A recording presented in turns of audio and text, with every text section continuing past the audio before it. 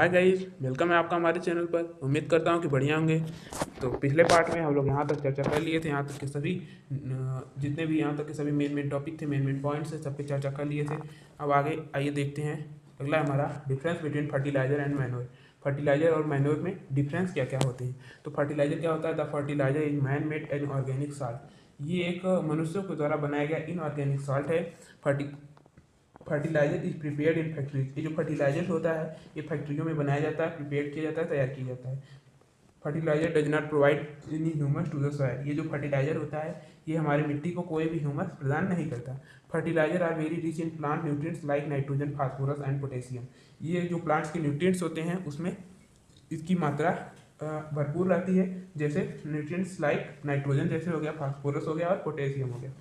Manure is a natural substance. एक manure जो होता है वो एक प्राकृतिक सब्सटेंस होता है, obtained by the decomposition of a cattle Dang and plant residues. जो प्लांट्स का रेसिड्यूज होता है उसके द्वारा और जानवरों के डंग मतलब जानवरों के एक्सक्रीशन के द्वारा जो एक्सक्रीट करते हैं उसके द्वारा उसके कंपोजिशन के द्वारा इसको बनाया जाता है। Manure can be prepared in the field. इसको खेत में तैयार किया जाता है। Manure provide a lot of humus to the soils. ये जो मैन्योर होता है ये हमारी मिट्टी को बहुत अधिक मात्रा में ह्यूमस प्रोवाइड करता है। Manure is relatively less rich in plant nutrients. इसमें जो प्लांट्स के न्यूट्रिएंट्स होते हैं ये कम प्रेजेंट होते हैं। आइए जानते हैं एडवांटेज ऑफ मैन्योर। मैन्योर के कौन कौन से फायदे हैं, एडवांटेज हैं। The organic manure is considered better than fertilizers. ये जो मैन्योर होता है ये फर्टिलाइजर से बहुत अधिक अच्छा होता है। दिस इज बिकॉज या क्योंकि it enhance the water holding capacity in the soil. यह जो मिट्टी में जल रोधक क्षमता होती है उसको बढ़ाता है। It makes the soil porous due to which exchange of gases becomes easy. इसके द्वारा मिट्टी पोरस रहती है क्योंकि मिट्टी से गैसों का जो आदान प्रदान है, एक्सचेंजेशन है, वो अच्छे से होता रहता है। It increase the number of friendly microbes. इसके द्वारा जो फ्रेंडली माइक्रोब्स होते हैं, मित्र कीड़े जो होते हैं, उनका जन्म अधिक मात्रा में होता है। It improve the texture of the soil. इससे मिट्टी का टेक्सचर भी बनता है। मिट्टी हमेशा टेक्सचर में बनी रहती है, इसका जो मिट्टी का टेक्सचर होता है। अगला पॉइंट हमारा irrigation. All living beings need water to live. सभी जीवित प्राणियों के लिए पानी बहुत ही आवश्यक है। Water is important for proper growth के लिए एंड डेवलपमेंट और विकास के लिए पानी बहुत आवश्यक है। Water is absorb by the plants root. Water जो है पौधों की जड़ों से भी सोखा जाता है, एब्जॉर्ब किया जाता है। अलॉन्ग विथ वाटर को लेकर चले तो मिनरल्स होते हैं, फर्टिलाइजर्स होते हैं, ये भी प्लांट्स के द्वारा एब्जॉर्ब किए जाते हैं। Plant contain nearly 90% water. पौधे लगभग 90% वाटर को पानी को कंटेन करके अपने अंदर रखते हैं। Water is essential. पानी बहुत ही महत्वपूर्ण है क्योंकि because germination of seed does not take place under dry condition. क्योंकि अगर सूखा हुआ स्थान रहेगा तो वहाँ पर बीज जो हैं वो बढ़ेंगे नहीं, उनका जर्मिनेशन है वो नहीं होगा। Nutrients dissolve in water are transport to each part of the plant. Nutrients जो होते हैं वो भी पानी के साथ डिजॉल्व घुल जाते हैं और पौधे के प्रत्येक पार्ट में पहुंचते हैं। It protects the crop from both Frost and hot air currents. ये जो हॉट एयर करेंट्स होता है मतलब गर्म हवा का झोंका जो होता है, गर्म हवा से और कोहरे से ये पानी फसल को बचाता है। टू मेंटेन द मॉइस्चर को मेंटेन करने के लिए, सॉइल में हेल्दी क्रॉप को ग्रो करने के लिए फील्ड है वाटर रेगुलरली। खेत को हमेशा पानी देना चाहिए। द सप्लाई ऑफ वाटर, जो पानी का सप्लाई होता है of water to crops at regular interval is called irrigation. यही समय समय पर हम अपनी फसलों को जो पानी देते हैं उसी को इरिगेशन कहते हैं। The time and frequency of irrigation. Irrigation का समय और फ्रिक्वेंसी क्रॉप से क्रॉप तक मतलब क्रॉप टू क्रॉप इसका भिन्न होता है, वेरीज होता है, विभिन्न प्रकार से इसकी टाइमिंग होती है। सॉइल टू सॉइल, मिट्टी से मिट्टी और सीजन टू सीजन मतलब हर क्रॉप से अलग होता है। किसी क्रॉप में ज़्यादा पानी लगेगा, किसी क्रॉप में कम पानी लगेगा। और मिट्टी से भी इसका असर पड़ता है, कहीं की मिट्टी अधिक पानी सोखती है, कहीं की कम, इससे भी असर पड़ता है। और मौसम के अनुसार जैसे बरसात का मौसम है तो उसमें पानी कम लगेगा या लगभग लगेगा ही नहीं। गर्मी का मौसम है तो उसमें अधिक लगेगा। ठंडी का मौसम है तो उसमें भी थोड़ा सा कम लगेगा, लेकिन लगेगा। In summer the frequency of watering is higher. गर्मी के मौसम में अभी हमने बताया कि जो वाटर की फ्रिक्वेंसी होती है, इसकी ज़रूरत होती है, वही अधिक होती है। Source of irrigation. आइए इरिगेशन के कुछ सोर्स माध्यम देखते हैं। The source of water for irrigation are wells. इसके कुछ उदाहरण इरिगेशन के सोर्स है, जैसे वेल्स कुआं हो गया, ट्यूबवेल्स हो गया, पोन्ड्स तालाब, लेक्स झील, रिवर्स नदियाँ, डैम्स एंड कैनाल्स नहरें। ये कुछ इसके सोर्स हैं। अब यहाँ पर मेथड ऑफ इरिगेशन क्या क्या होते हैं। यहाँ पर 2 मेथड होते हैं, एक तो ट्रेडिशनल होता है। पहले ट्रेडिशनल के बारे में चर्चा करते हैं। ट्रेडिशनल मेथड जो पहले के समय में जो जिस मेथड के द्वारा पानी को भरा जाता था खेतों में, उसको ट्रेडिशनल मेथड कहते हैं। The water available in wells, जो वाटर कुओं में प्रेजेंट होता था, लेक्स झीलों में, कैनाल नहरों में, is lifted by the method of different region. ये प्रत्येक मेथड के द्वारा इसको लिफ्ट किया जाता था, खेत को इरिगेट किया जाता था। For taking it to the field, खेत में इसे डाला जाता था। Cattle or human labour is use to these method, इन मेथड को करने के लिए जानवर या मनुष्य की जरूरत पड़ती थी। So these method are cheaper, इसलिए ये जो मेथड्स हैं ये बहुत सस्ते होते थे। बट लेस इफिशियंट, लेकिन बहुत कम जरूरत इनकी होती थी। The various traditional ways are, इनके कुछ विभिन्न प्रकार के जिस प्रकार से किए जाते थे, जैसे मोट पुली सिस्टम के द्वारा, सेकेंड है चैन सिस्टम के द्वारा, थर्ड है ढकली, फोर्थ राहट लेबर सिस्टम के द्वारा इसे किया जाता था। Pumps are commonly use for lifting water, पहले के समय में पंप बहुत कम होते थे, इसलिए उनका प्रयोग बहुत ही कम किया जाता था। Diesel, biogas, electricity and solar energy is use to run these pump, इनका जो प्रयोग भी होता था उसके लिए भी इलेक्ट्रिसिटी, बायोगैस, डीजल का प्रयोग किया जाता था।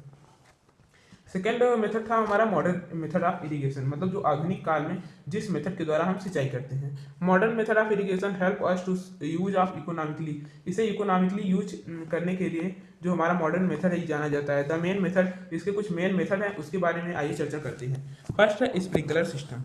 एक स्प्रिंकलर सिस्टम आप इमेज में देख पा रहे होंगे किस प्रकार से स्प्रिंकलर सिस्टम वर्क करता है। आइए इसके बारे में जानते हैं। This system is more useful on the uneven land, जहाँ पर लैंड समतल नहीं होती, अनइवन लैंड होती है। Where water is non available, जहाँ पर अगर पानी अवेलेबल अच्छे से नहीं होता है वहाँ पर इसका प्रयोग किया जाता है। द परपेंडिकुलर पाइप्स, कुछ परपेंडिकुलर पाइप्स होती हैं। हैविंग रोटेटिंग नूजल, इनके पास रोटेटिंग नूजल्स होता है जिसके द्वारा इसमें पानी को ट्रैवल करता है। Are joint to the main pipeline, जो कि मेन पाइपलाइन से जुड़ी हुई होती हैं एट रेगुलर इंटरवल, कुछ निश्चित स्थानों पर इन्हें बनाया जाता है। When water is allowed to flow through the main pipe, जब मेन पाइप के द्वारा अंडर प्रेशर से उसमें जब ट्रैवल करता है water with the help of a pump, एक पंप, किसी पंप के द्वारा, it escapes from the rotating nozzle, तो ये जब रोटेटिंग नूजल तक पहुंचता है, इट गेट्स स्प्रिंकल, इसके बाद इसका छिड़काव होता है ऑन द क्रॉप्स पर, इफ इट इज रेनिंग, जैसे कि बारिश हो रही हो। स्प्रिंकलर इज वेरी यूजफुल, ये जो स्प्रिंकलर सिस्टम है ये बहुत ही यूजफुल है plantation and several other crop, plantation के लिए या अदर क्रॉप्स के लिए। सेकेंड है drip system. In this system, इस सिस्टम में water falls drop directly near the roots, इसमें जो वाटर है, पानी है, ये बूंद बूंद करके पौधों की जड़ों तक गिरता है। So it is called drip system, इसीलिए इसको ड्रिप सिस्टम कहा जाता है।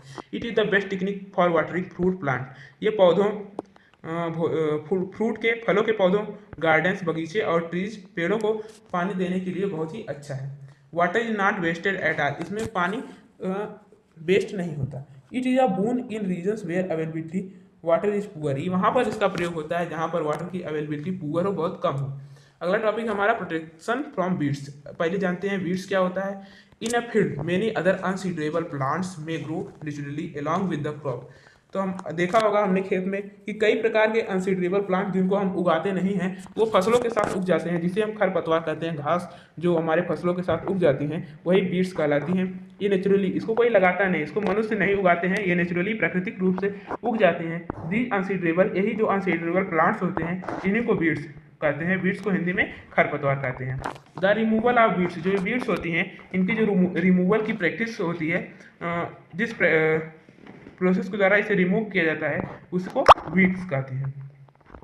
Weeding is necessary since weeds complete with the crop plant, यह इसलिए आवश्यक है ताकि जो हमारा क्रॉप का प्लांट है, for water nutrients space and light, उसको जो उसकी जो जगह है वो बनी रहे, वाटर, उसको जो पानी है वो भी उचित प्रकार से मिलता रहे, न्यूट्रिएंट्स एंड लाइट भी उसको उचित प्रकार से मिलती रहे। थस इस प्रकार they affect the growth of the crop, इस प्रकार वे हमारी क्रॉप को नुकसान भी पहुंचा सकती हैं। सम वीड्स इंटरफेयर, कुछ जो वीड्स होती हैं वो इंटरफेयर करती हैं इन हार्वेस्टिंग, जब कटाई होती है, and may poisonous for animals and human beings, जो कि हमारे और कैटल जानवरों के लिए बहुत ही घातक साबित हो सकती हैं।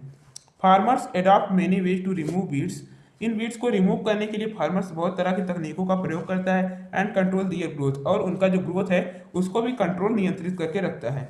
टिलिंग बिफोर सोइंग, बीज को बोने के लिए टिलिंग, जब खेत को जोता जाता है,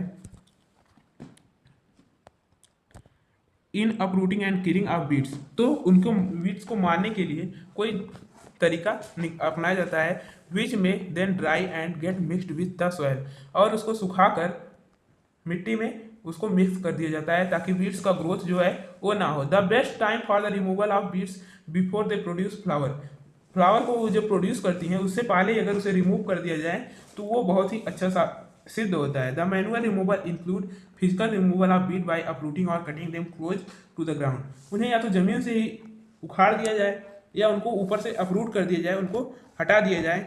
इसी प्रोसेस के द्वारा मैनुअली हम उनको हटाते हैं अपने।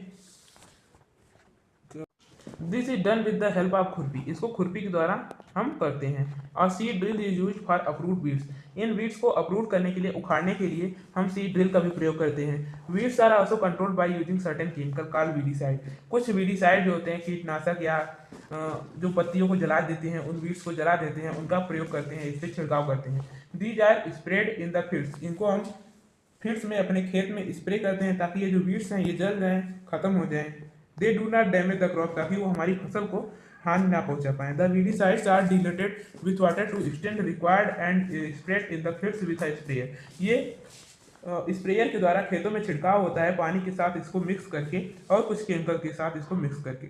ये आप इमेज में देख पा रहे हैं फिगर 1.6 में किस प्रकार से वीडीसाइड को स्प्रे किया जा रहा है। As already mention the weedicide are spread during vegetative growth, जब वेजिटेटिव का ग्रोथ होता है तभी इसका छिड़काव किया जाता है।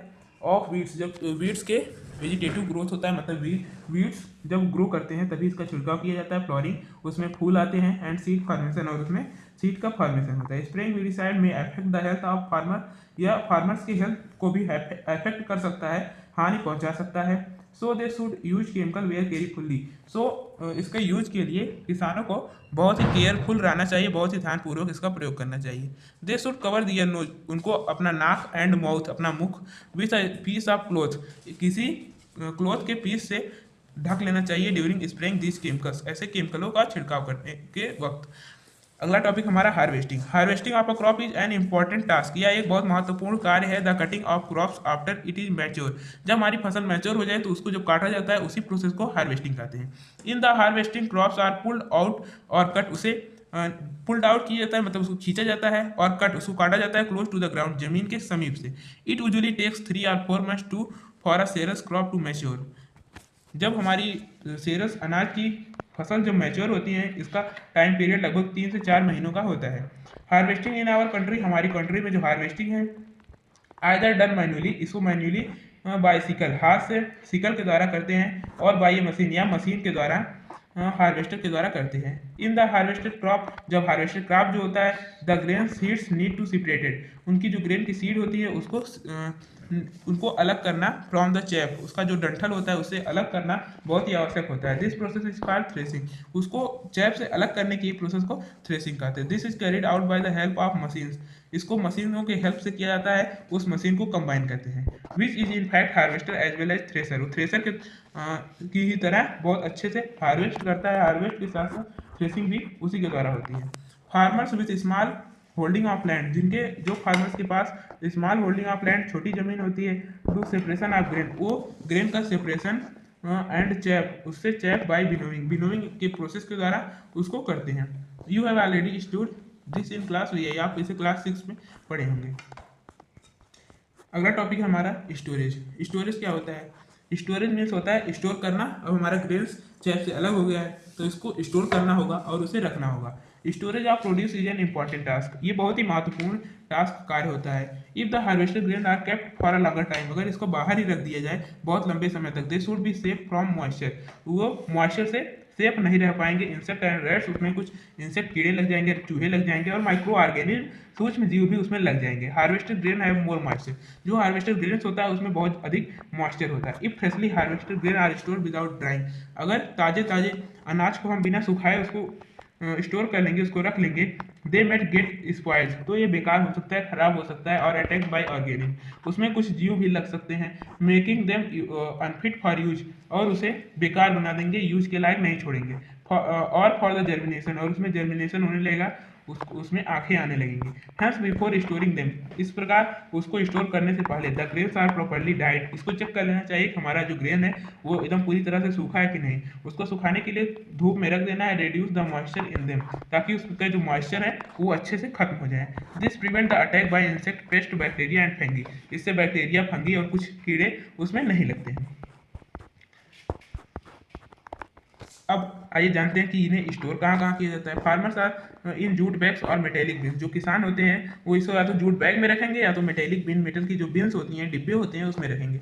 हाउएवर लार्ज स्केल स्टोरेज, जहाँ पर लंबे पैमाने पर इसे रखा जाता है, उस जगह को सिलोज एंड ग्रेनरीज कहते हैं। To protect them from pest like rat and insect, वहाँ पर इसे इंसेक्ट से और रैट से बचाया जाता है।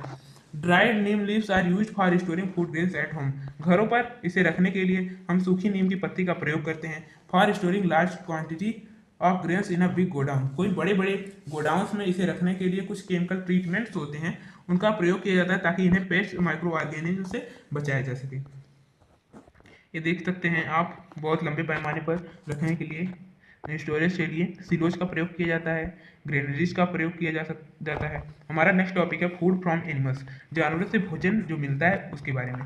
आफ्टर कंप्लीटिंग दिस टेबल, ये एक टेबल है, इसको आप देख लीजिए, इसको आप कंप्लीट कर लीजिएगा, एक्टिविटी 1.3। उसके बाद many people living in the coastal areas consume fish as a major of part their diet, कुछ जगहों पर जो लोग होते हैं मछलियों को पकड़ते हैं, कोस्टल समुद्री तटों के किनारों पर, तटीय किनारों पर, उनका एक डाइट का जो है मेजर पार्ट होता है fish. In the previous classes, पिछली कक्षाओं में यू हैव लर्न, हमने सीखा होगा, the food the obtain from plants, ऐसे भोजन जो प्लांट से मिलते हैं। We have just seen that the process of crop production, जिसे हम क्रॉप प्रोडक्शन की मदद से जाने, involves a number of steps like selection of seeds, sowing it, उसको कुछ स्टेप्स के द्वारा उसे किया जाता है, उसका प्रैक्टिस किया जाता है। सिमिलरली, इसी प्रकार एनिमल रियर, इसी प्रकार जानवरों को भी पाला जाता है एट होम्स और इन द फार्म, या तो घरों पर या तो फार्म पर।